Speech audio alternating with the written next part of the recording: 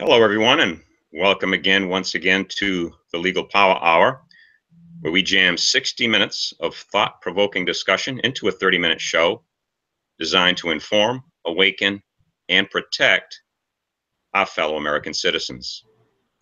We are your co-hosts, Tom Scott and Sarah Nahidi, and today we are joined once again by our guest, author and attorney, Mr. Dave Shestokas. So, Dave, it's great to have you back on our show again. Thank you again for joining us. It's great to be back because when I come back on a show, everybody knows how to say my name right, you know? Yes. You're the only. Yeah, so I guess they have problems saying the word Dave. Is that what you're telling me? Yeah, there's issues. Folks have issues with Dave. That's exactly right. I can't understand it. It's a long-time biblical name, but people stumble over that. Shestokas is very smooth, but Dave sometimes is troublesome. Yeah. Right. If you could refresh, I mean, I know we did our show several months ago. If you could refresh our viewers' minds briefly, how did you become involved in law? You know, we know you're an attorney and obviously an author, but what got you going in law in our country? Probably when I was 7. Well, that's obviously a long story, because when I was 7 years old, I was giving a speech to a bunch of kids, and my grandfather told me I was going to be a lawyer. So you get scripted by things like that. But how I got involved with things like our founding documents and our Constitution has to do more with my grandmother than anybody else. And she was one of 11 children in Lithuania at the turn of the century, when the Russians were occupying Lithuania and trying to take over more of the territory than they had. And she and a brother and a sister were sponsored and were able to come to the United States. The other 8 that didn't make it were killed by the Russians. And my grandmother ultimately was so happy to be here and understood how blessed she was to be here, that despite the fact that her birthday was in September, she made us celebrate it on the 4th of July, because that was the anniversary of when she became an American citizen. And that's when she considered herself to have truly been born. And so, you know, it was her inspiration and her appreciation of this country, I think, that I carry forward to this day. And that's what leads me to my work these days on education on the Constitution and things like the Declaration, which is a great opportunity to be with you guys for your July the 3rd show, which is in between the day they voted independence and the day they issued the Declaration of Independence. So we can talk about that in a little while as well. But it's family history. Family history. Gotcha.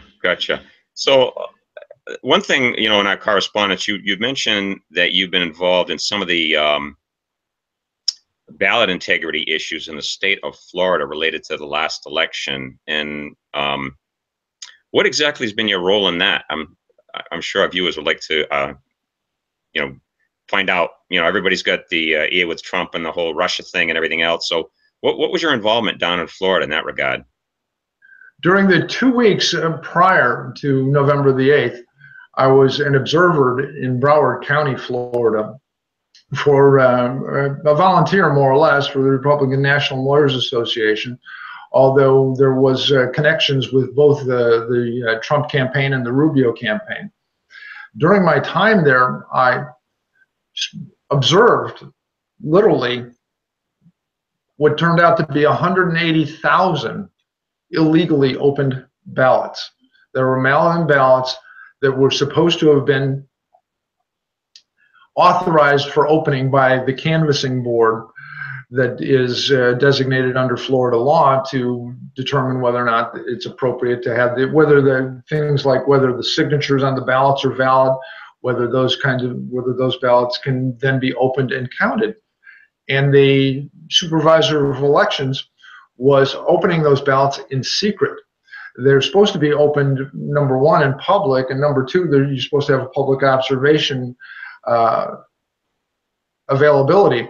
And the first day I arrived there, I asked, I said, when is the canvassing board meeting? And they said, well, the canvassing board met 2 weeks ago, and this is the day before the election. This is the day before the mail-in ballots were supposed to, or early voting was supposed to start to take place. And I said, well, that's odd. And they said, well, we have public observation of our activities from 9 to 9:30 in the morning. And I said, well, that's also odd, because this is supposed to be a public activity. And the more I watched, the more I determined that what they were doing was entirely, completely, utterly illegal. There was a large room that I was allowed in for a half hour.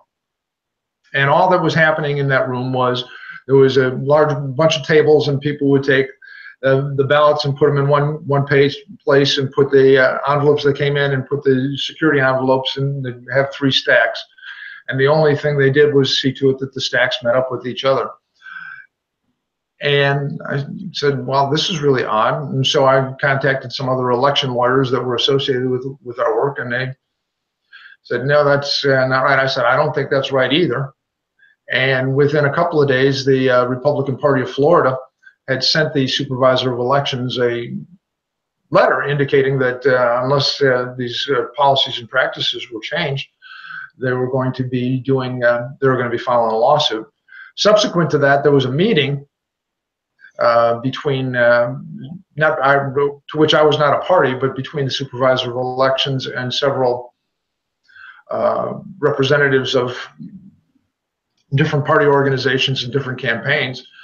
And as a result of that, the observation period became open daily for eight hours a day, as opposed to the half hour that I was only allowed in originally. And what else happened was there was a room on the other side of the wall that I hadn't been allowed to go into before. And that room was where all the ballots arrived from the United States Postal Service. And that's in fact where they were slid open. And at the time they were slid open, then there was nothing else that could be done. And the only people that went in that room prior to this were the folks from the Supervisors of Elections office. And ultimately we got an inspection. They had one of the members of the canvassing board on duty all day, but none of this still complied with the Florida statute that required the unopened ballots to be provided to the canvassing board then to vote on them, and to have people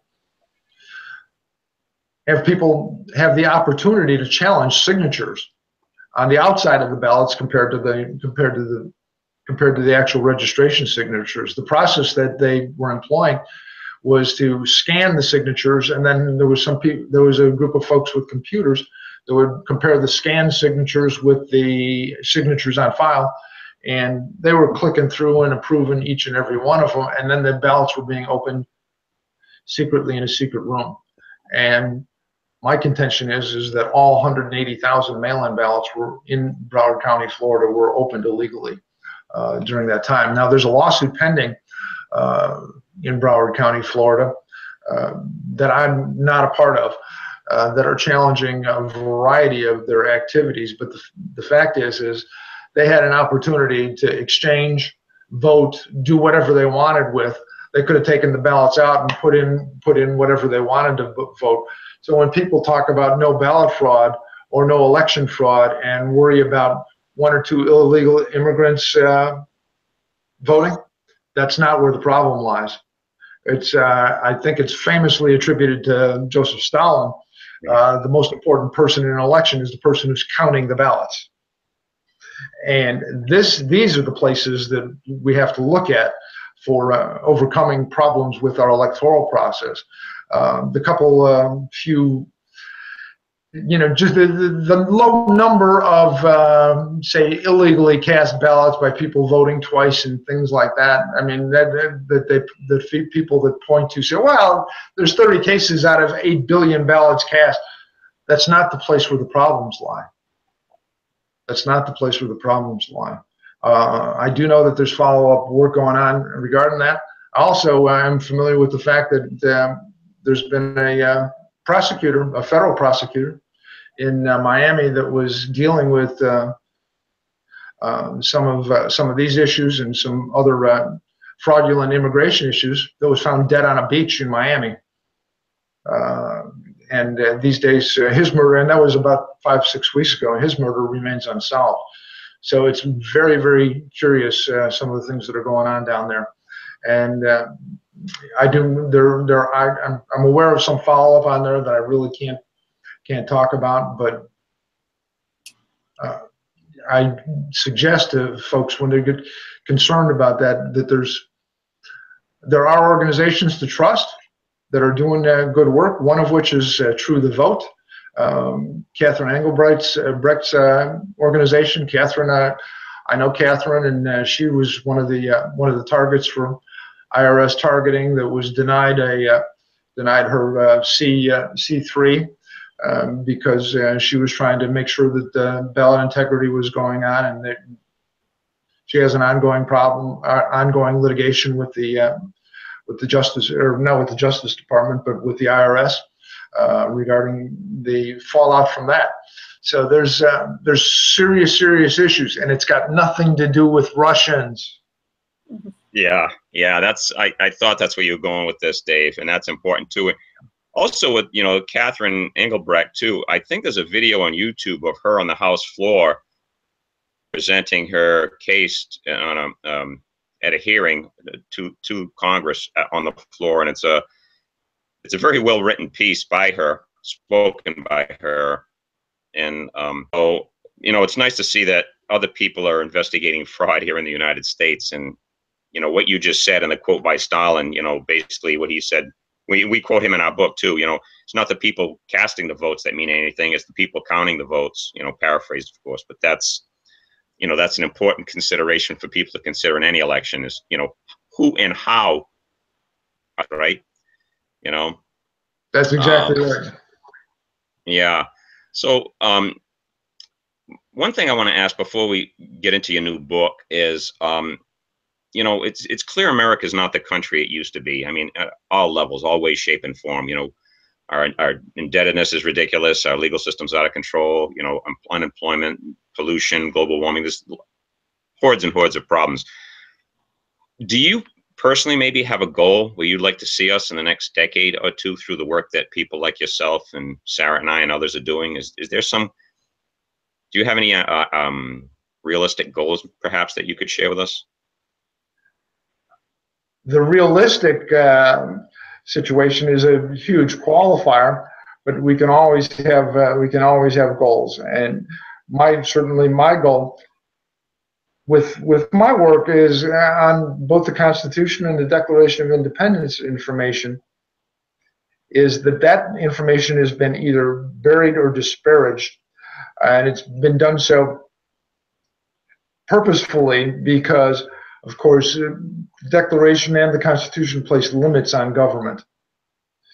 And the fact that people do not understand, and the American people have been deprived of the knowledge of how and why we were founded, for the purpose of limited government, I would love to make some contribution in awakening that bit of knowledge in people.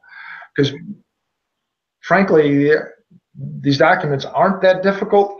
Lawyers make them difficult. I know Sarah and I are lawyers. I know you have your own personal problem with lawyers, Tom, and they make things difficult sometimes on purpose for their own reasons. But strangely enough, these were written. The Declaration was written for the purpose of motivating tens of thousands, if not hundreds of thousands, of people to literally go to war, and more than that. And then the Constitution itself was in fact written to be shared with and utilized to obtain the consent of the governed as promised in the Declaration of Independence. So it wasn't written in very, very complex or difficult language. It's only been made complex or difficult in the last 240 some odd years by folks who do that for their own purposes. And so if people are in a position to see through that to begin with and can become skeptical of those circumstances, some things are really simple. The Supreme Court finally, simply 9-0 said, of course, this is a power that the president was given, delegated by the Congress, that was reserved to Congress by the Constitution to limit immigration. 9-0. It's really simple.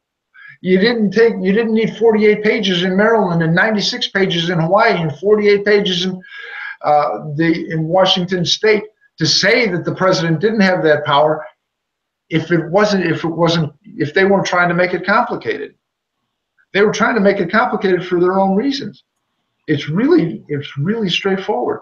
And finally, the Supreme Court, 9-0, said, yeah, duh, the president has that power. So I think we have to kind of overcome the idea that lawyers and those kinds of folks are kind of like the high priests of the whole catechism of the law, and have people understand that the basic law is really pretty straightforward, and you can find it in the beginning with the Declaration of Independence, and that was really kind of the basis. Sometimes it's you see the folks doing far work back. But it was about 7 years ago. I was invited to do a Constitution Day presentation at a Florida high school, and I asked a simple question at the beginning: what year was the country founded? First answer I got was 1700. The next answer I got was 1800, and I said no, it was before that. And after a while, we zeroed in on 1776, and I thought, well, we'll try something simpler. I said, okay, now we got the year. How about the day? And we got August and this and that and all kinds of places all over the board. And finally I said, hot dogs, hamburgers, barbecues, fireworks.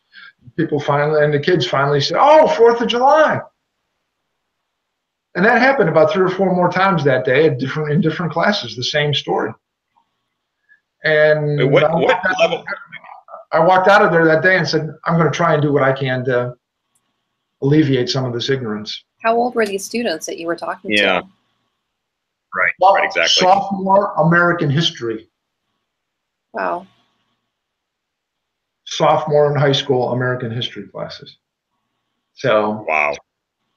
And that's when the bright light came upon me, because, of course, even 7 or 8 years ago, for over 20 years, I've been living with the Constitution day in and day out in the courtroom. And I thought, well, of course, everybody knows about the Constitution. And you got to get out of your own bubble to understand that, no, that's not exactly the case. And that's certainly one of the reasons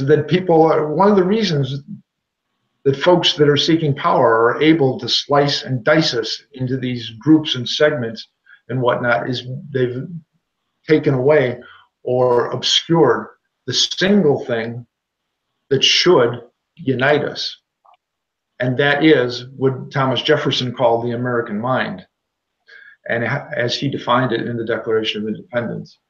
And so that's one of the main purposes of creating the Declaration of Independence, is to try and explain to folks what Jefferson described as the common sense of the matter. It's really not that difficult. And it's such a challenge to explain to people that it's not difficult. Can you tell us a little bit about your new book and what was the motivation behind it? Absolutely. Yeah, creating the Declaration of Independence, which at this point is only, it came out June 14th. So just in time for the 4th of July this year. And hopefully to give people an opportunity to understand why there's fireworks, why there's barbecues, why there's parties, and to help them understand what these guys went through, and that they thought about it very, very carefully, that every word was chosen with care, but not only that every word was chosen with care, but actually that they were facing some real danger when they went about doing this. Some real danger. There's a story in the book where we kind of follow there's 3 main characters that we follow through the course of the book. Richard Henry Lee, who proposed independence to the Second Continental Congress. He did that on June 7th, 1776. and of course Thomas Jefferson. But a mid player in the middle of all that is John Adams. And we go into the minds of Adams and Jefferson and Lee for the purpose of letting people be there, be in the moment of what was going on, so that they could understand why we have a 4th of July. Now, why we have why we celebrate the 4th of July, which brings us back to a different point, and that's why isn't it a different day? Yeah, do we have some idea why? Why is it that we celebrate American independence on July 4th? Because when we read your book, we discovered that that wasn't entirely accurate as to the date. No, that was not the date the independence was actually declared by the Second Continental Congress. Richard Henry Lee proposed independence on June 7th, 1776, and then a vote on the resolution to leave the British Empire was put off for several weeks. And it was put off for several weeks for a couple of reasons. Among them is the fact that in those days, people that were representatives in Congress actually got instructions on how to vote on very important things from their home legislatures. And so not every delegation at the Second Continental Congress had instructions or had authority to vote on whether or not to accept the resolution for independence. So they put the vote off for about 3 weeks. In the meantime, and this next few weeks are crucial weeks that are in creating the Declaration of Independence. But over the next few weeks, a number of things happened, and finally, on July the 2nd, the Congress voted to accept Richard Henry Lee's resolution that the colonies should be free and independent states of the British Empire. And so July the 2nd actually turns out to be the date that independence was actually adopted. However, on July the 3rd, John Adams wrote a beautiful letter to his wife Abigail. One of the most valuable pieces of history that gives us a good view into those times is the correspondence between John and Abigail Adams. And John wrote to Abigail on July the 3rd that July the 2nd shall be a day that shall go down in history and shall be celebrated with shows and fireworks and festivals and big dinners, and people will celebrate with sports and games all across this great land, because that is the day we became independent of England. Unfortunately for John's prediction, they didn't adopt Jefferson's declaration until 2 days later. Jefferson had drafted the Declaration of Independence, and while they had adopted independence on the 2nd, they didn't adopt the Declaration until 2 days later. And a fellow by the name of Dunlap printed all the original copies. And when he printed all the original copies of the Declaration of Independence, he put on July the 4th. And that's what got circulated. And July the 4th became the national birthday, undoing John Adams' prediction that July the 2nd would be the day of celebration and holidays. And so people don't know that either. But that's not the only time that Adams was wrong in some of his predictions, because he didn't really think that writing the Declaration of Independence for Jefferson was going to be all that important, because he had proposed a resolution that was adopted on May the 15th, indicating that all the colonies should start to establish their own governments. And as far as Adams was concerned, when they adopted that resolution, that was the real Declaration of Independence. And Adams thought he was going to be recognized as the drafter and the issuer of the Declaration of Independence. So Adams blew a couple of big things in his predictions for the future. Independence doesn't happen without John Adams, but he wasn't that good a predictor on how history was going to react. So, the celebrations have become July the 4th. And of course, we're pretty close to we were the first nation in the world to have a national birthday. No other nation had a national birthday.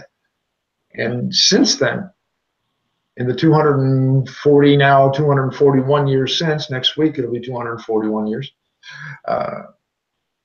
there's been there's now 194 nations in the world. More than 100 of them came into being with the issuance of a document modeled upon the Declaration of Independence. So the fact is it didn't just do something for us. It did something for the world. And I don't think Americans, people kind of disparage the term American exceptionalism. When I think about the term American exceptionalism, I think about the gifts that beginnings and the foundings and the traditions of our country have provided to the entire world. And I think that is something for us to be exceptionally proud of. And I also think that it's just a terrible shame that for the purposes of people to exploit the power by segmenting us rather than bringing us together with the common heritage that is so important to us, they have both obfuscated and disparaged the founding for a couple of reasons. Rich old white slave owner guys who are, of course, not representative of anybody in the world. When Jefferson put together 8 words at the beginning, let's backtrack. They were about to do something that was never done before, and that is everything that had been done before. Anytime you were getting rid of a king, anytime you were changing a government, all that ever was being done was exchanging one king, one chief, one sultan, one emir, one emperor for a new sultan, king, emir, emperor. This was the first time they were going to get rid of a king and not replace it with another king, but replace it with a concept of the consent of the governed and create something called the rule of law. And to have the rule of law, you would have to have something that was a legal authority that was beyond the power of human beings to change.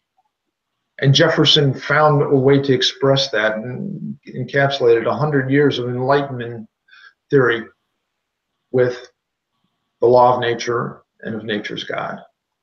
Those 8 words really represent the legitimacy of the United States of America. And everything else flows from that. And we can get along with that. And perhaps there's a question here someplace. I'm not sure. Yeah.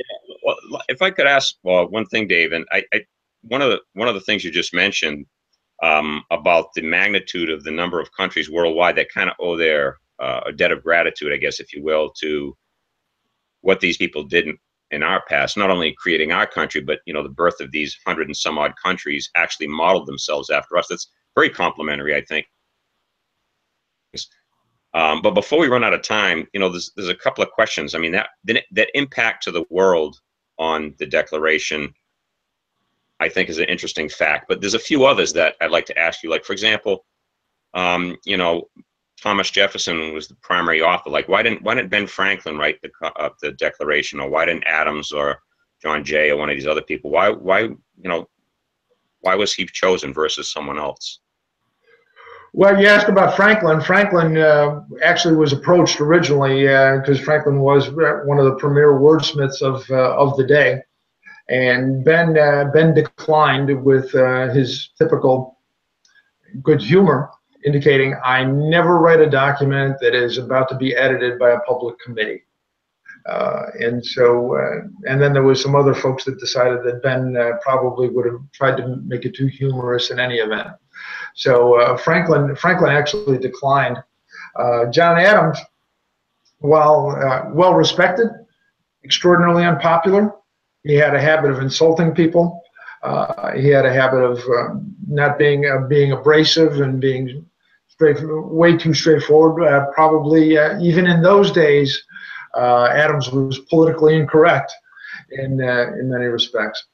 And then the third, and they needed somebody from Virginia Virginia was the most powerful and largest populated colony. So they needed to bring along Virginia from a political standpoint. And Richard Henry Lee, who had proposed the Declaration, had actually been recalled to Virginia because his wife was ill. And so they looked around and said, well, this young guy, speaking of not rich old white guys, Jefferson was only 33. So he was what these days we would call a millennial among that group. And so they said, hey, Tom, you know, how about you? Because for a number of reasons, a variety of people thought that this wasn't the most important thing they had going on. And so they said, Jefferson's a young guy. He's from Virginia. He's shown that he's pretty good with a pen. He hardly speaks in the Congress, so he hasn't offended anybody. Yeah, let's let Tom have a crack at it.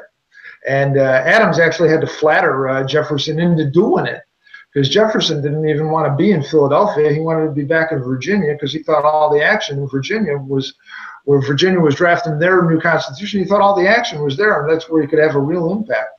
So he didn't even want to be in Philadelphia. And so they finally, but Jefferson flattered, Adams flattered Jefferson into doing this. And so Jefferson finally said, okay. And he wound up kind of as a default choice. He was one of the youngest guys, you know, and but he filled some political needs as a selection, and then he was known as he was known as a much better writer than a speaker. And so apparently they figured if Jefferson wrote it, he'd write something good, and then he wouldn't be too argumentative about defending it. So there's a few things, but he came up with those 8 words: the law of nature, and nature is God, and then he came up with 55 other words that define the American mind. That starts with, we hold these truths to be self-evident, that all men are created equal. Then ends up with the consent of the governed. And within those 55 words, he defined what it meant to be an American. If you subscribe to those 55 words, that's what it meant to be an American. And so, and Abraham Lincoln indicated that those 55 words have stood at that time and to this day as a bulwark against. It's something that anybody that wants to be a dictator or wants to exercise absolute authority, they have to overcome Jefferson's 55 words somehow. So it's just incredible, and that's why we celebrate. That's why I wrote the book, to bring this to people's attention, how really important it was at that time and how important it remains today. Yeah, absolutely. You know, personally, like, you know, all the founding fathers were like brilliant and had their piece in history and everything, but my personal favorite was Jefferson. I mean, just the stuff the guy did was amazing. You know, he knew 5 languages by the time he was 16, and as you say in your book, you know, he was an exceptional writer versus an orator. And but yeah, he was certainly my favorite. We're pretty much out of time, but I'd like to wrap by asking you once again the title of your book. They'll be able to get it from our website, but also your website as well. What are those pieces of information? The new book is called Creating the Declaration of Independence. It lets you into the minds of Thomas Jefferson, Richard Henry Lee, and John Adams in the weeks leading up to July 4th, 1776. And it's available on Amazon.com, both in Kindle and hard copy. You can get a print copy there. And my website is Shestokas.com, Shestokas.com. And there's 100 and some odd 80 articles on the Declaration and Constitution that you can find there. But I'm real excited about this book, Tom. I'm excited about talking to you. I'm excited about trying to explain to people that really these things are actually common sense. They're not that difficult. And if you get the common sense of the matter, strangely enough, I think you're going to come out the right place on policy. Yeah. And like you said earlier in the show, the whole thing with limited government, I guess, is your goal, restoring to kind of what the founding fathers had in mind. That would be a huge step in the right direction. So, I'd like to say to, I guess, to catch our show fresh every first Monday of the month, right here on our YouTube channel at 10 p.m. Eastern Time, or you can, of course, catch it anytime afterward.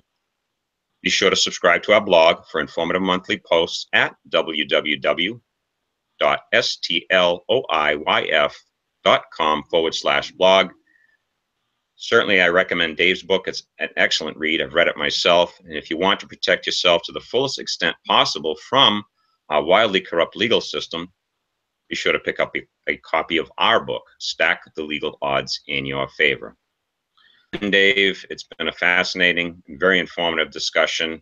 I've learned a lot, and it's always great talking to you. You're more than welcome to come on our show anytime. Thank you once again. Thank you, Dave, for joining us. Thank you, Sarah. Thank you, Tom. They always tell you to show the product. So, oh yeah, there's the book. Absolutely. We love your mission to educate Americans on historical significance and how these documents and how our country came into existence. So thank you for helping everybody. Thank you, sir.